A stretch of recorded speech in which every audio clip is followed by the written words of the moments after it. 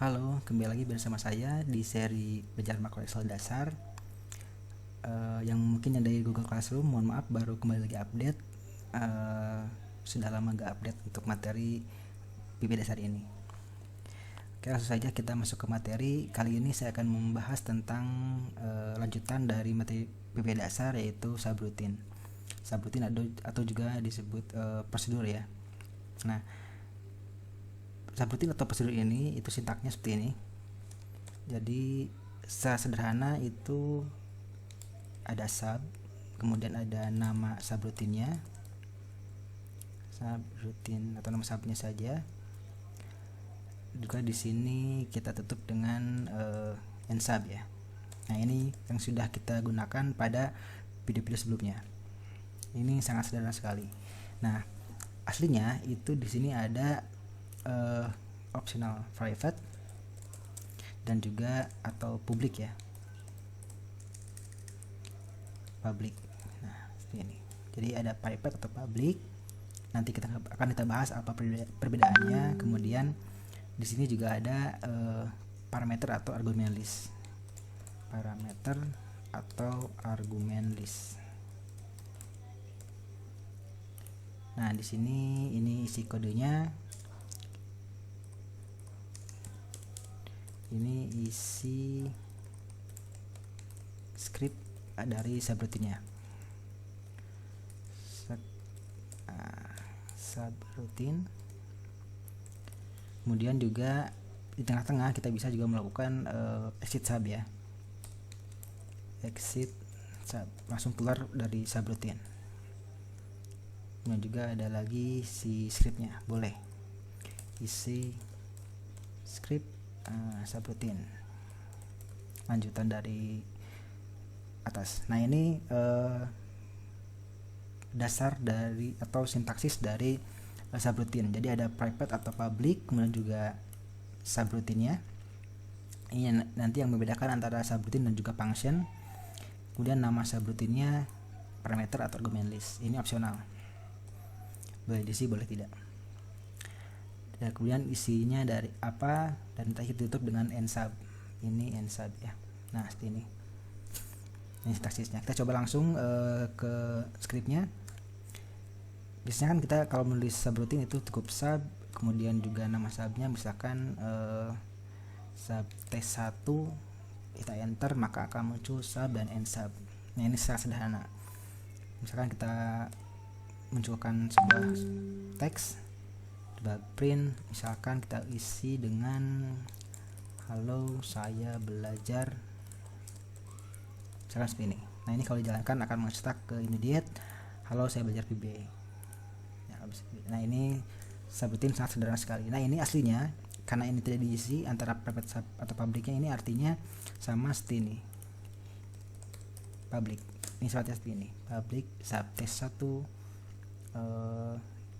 dan isinya apa dan end sub. Nah, itu jika kita tidak tulis. Itu sama dengan public.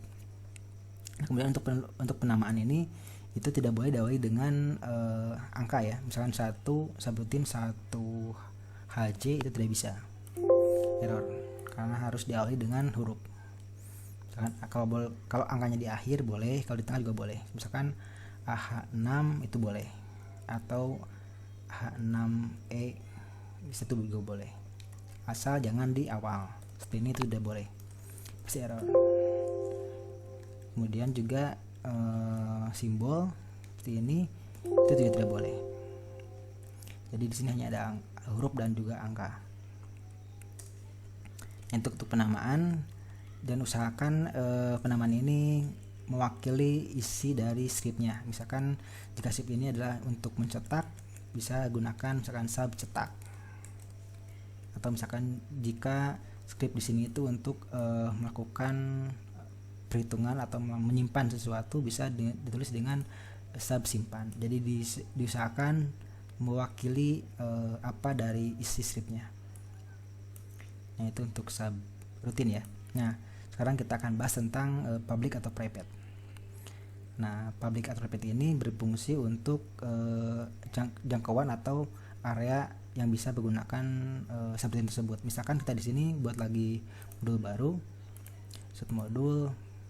Misalkan di sini kan ada cetak ya, halo saya baca PBA dari modul 1, misalkan set ini kalau dicetak akan muncul kan halo saya baca PBA dari modul 1 ini.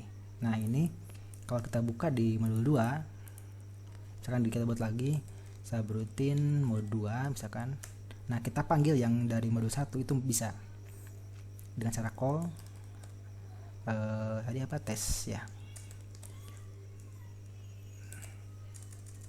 apa namanya tadi, sub cetak, kalau diganti sub cetak, call cetak. Nah ini kalau jalankan itu bisa kalau selipnya dari modul 1, walaupun scriptnya itu berada di modul 1 bukan di modul 2. Nah ini jika si subnya seperti ini kan artinya public ya, jadi kalau tidak ditulis itu artinya public. Nah sekarang kita ganti dengan private. Kalau seperti ini maka si sub 2 di modul 2 ini tidak bisa mencetak yang tadi, karena si modul cetaknya itu private, hanya boleh digunakan di area modul 1 saja. Jika digunakan di modul 2 itu tidak bisa, maka akan muncul error sub or person not defined. Jadi si subroutinnya itu tidak ditemukan gitu, karena cetak ini sekarang berubah menjadi private. Nah itu bedanya public dan juga private.